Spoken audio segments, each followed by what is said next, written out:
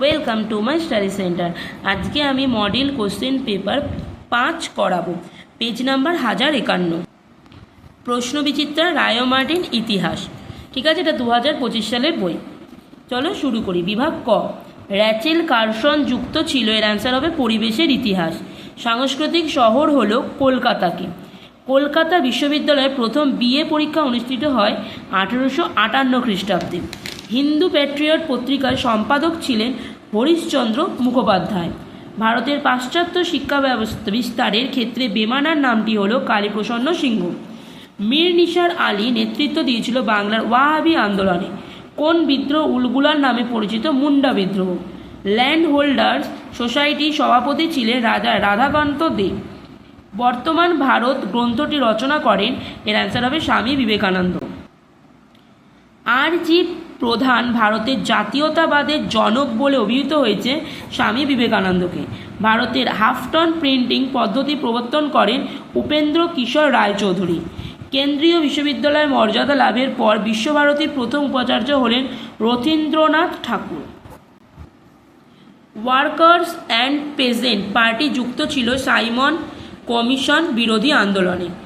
ভারতের প্রকাশিত প্রথম কমিউনিস্ট পত্রিকা হলো দি সোশ্যালিস্ট। বারদৌলি সত্যাগ্রহ হলো গুজরাটে। ডন সোসাইটির প্রতিষ্ঠাতা হলো সতীশ চন্দ্র মুখোপাধ্যায়। বঙ্গলক্ষ্মীর ব্রতকথা রচনা করেন রামেন্দ্র সুন্দর ত্রিবেদী। গুলামগিরি গ্রন্থটির লেখক হলেন জ্যোতিরাও ফুলে। দেশীয় রাজ্য ছিল না বোম্বে। মহারাজা হরি সিং কোথাকার শাসক ছিলেন? কাশ্মীর।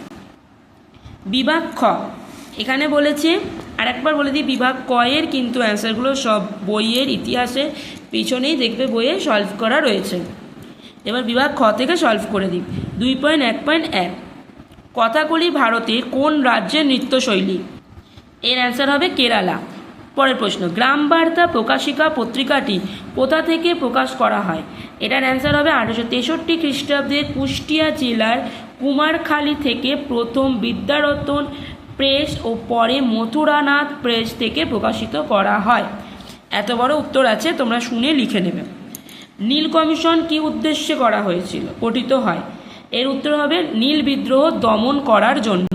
পরের প্রশ্ন, মতুয়া সম্প্রদায়ের প্রতিষ্ঠাতাকে? এর অ্যান্সার হবে হরিচাঁদ ঠাকুর। এবার আছে ঠিক ভুল।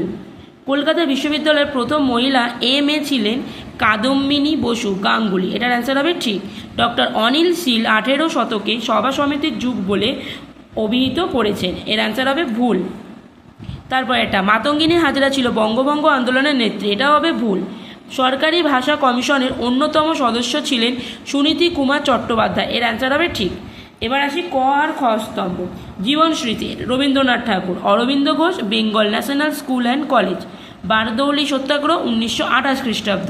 1930 খ্রিস্টাব্দে 18 এপ্রিল চট্টগ্রাম অস্ত্রাগার লুণ্ঠন। এবার আসি আমরা ব্যাখ্যা। ডিরোজিওকে হিন্দু কলেজ ত্যাগ করতে হয়।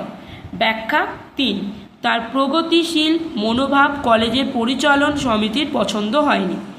তারপর এটা স্বামী বিবেকানন্দ বর্তমান ভারত বইটি লিখেছিল। এর অ্যান্সার হবে ব্যাখ্যা 1, ভারতবাসীকে দেশের অতীত সম্বন্ধে সচেতন করার তার উদ্দেশ্য ছিল। তারপরে রবীন্দ্রনাথ প্রকৃতি সন্নিধি শিক্ষাদানে সমর্থন ছিলেন। এর অ্যান্সার হবে 1, রবীন্দ্রনাথ চাইতেন শিক্ষার্থী প্রকৃতির গুরুত্ব উপলব্ধি করুক। পরের প্রশ্ন, গান্ধীজি লবণকে আইন অমান্য আন্দোলনে মুখ্য বা কেন্দ্রীয় বিষয় হিসাবে বেছে নেন। এর অ্যান্সার হবে 3, লবণ হলো মানুষের অতি প্রয়োজনীয় অপরিহার্য দ্রব্য।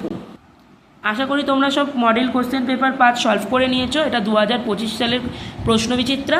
তো আবার পরের ভিডিওতে দেখা হবে। আজকের জন্য টাটা।